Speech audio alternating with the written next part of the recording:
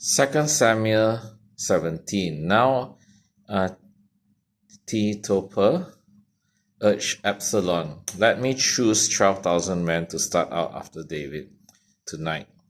I will catch up with him while he is weary and discouraged. He and his troops will panic and everyone will run away.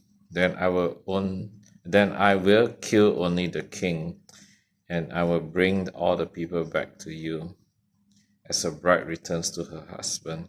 After all, it is only one man's life that you seek. Then you will be at peace with all the people." This plan seemed good to Absalom and to all the elders of Israel. Hushai counters Ahithophel's advice. But then Absalom said, "Bring in Hushai the Archite. Let's see what he thinks about this." When Hushai arrived, Absalom told him what Ahithophel had said. Then he asked, "What is your opinion? Should we follow Ahithophel's advice? If not, what do you suggest?" "Well," Hushai replied to Absalom, "this time Ahithophel has made a mistake. You know your father and his men, they are mighty warriors. Right now, they are as enraged as a mother bear who has been robbed of her cubs. And remember that your father is an experienced man of war.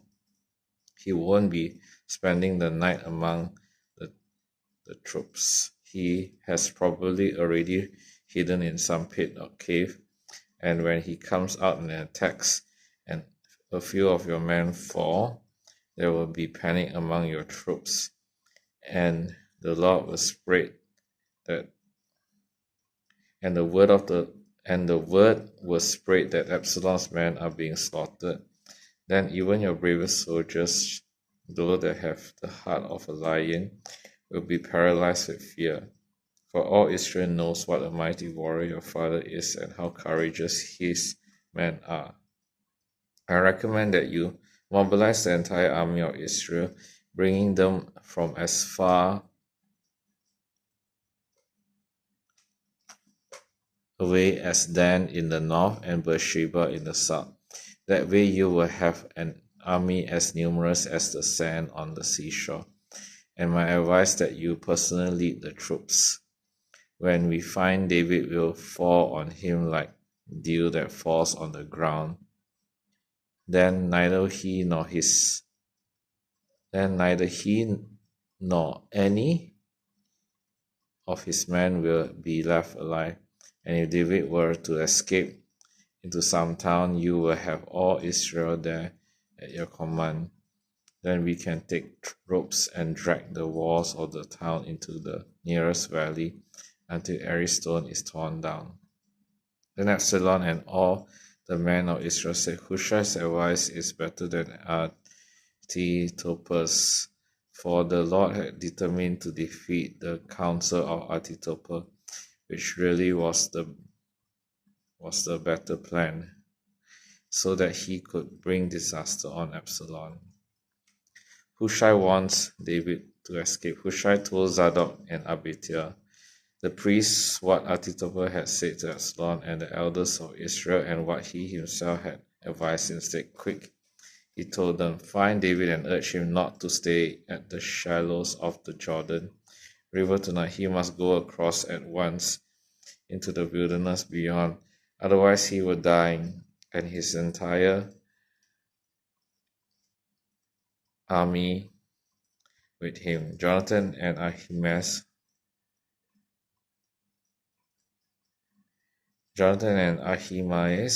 had been staying at En-rogel so as not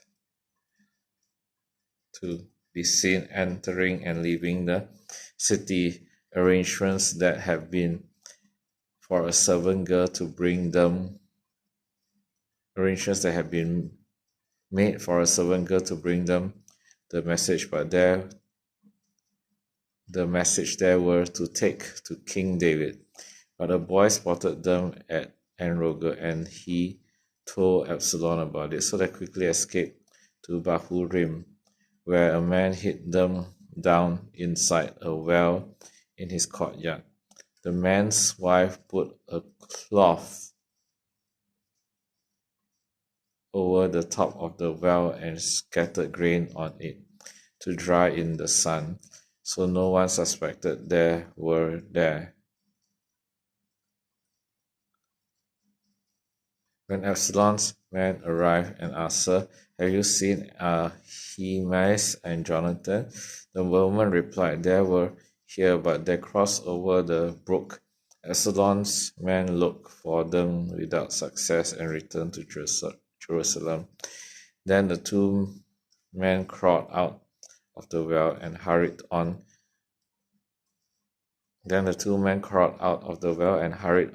To King David. "Quick," they told him, "cross the Jordan tonight." And they told him how Ahithophel had advised what he had captured and killed. So David and all the people with him went across the Jordan River during the night, and they were all on the other bank before dawn.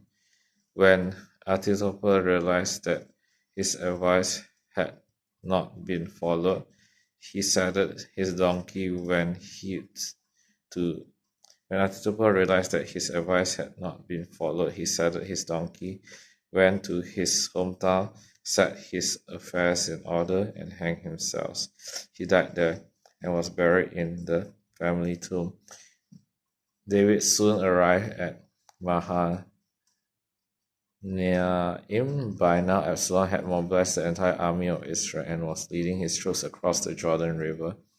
Absalom had appointed Amasa as commander of his army, replacing Joab, who had been commander under David.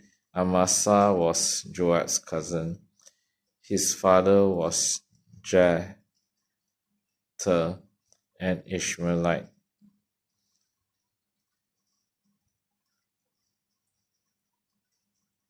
His mother, Abigail, daughter of Nahash, was the sister of Joab's mother, Jeriah. Absalom and the Israelite army set up camp in the land of Gilead. When David arrived at Mahanaim, he was warmly greeted by Shobi, son of Nahash, who came from Rabbah of the Ammonites, and by Machir, son of Amiel from Lodebar, and by Barzillai of Gilead from Rogelim. They brought sleeping mats, cooking pots, serving bowls, wheat and barley, flour and roasted grain, beans, lentils, honey, butter, sheep, goats, and cheese for David and those who were with him. For their sake, you must all be very hungry and tired and thirsty after your long march through the wilderness. This is the word of God.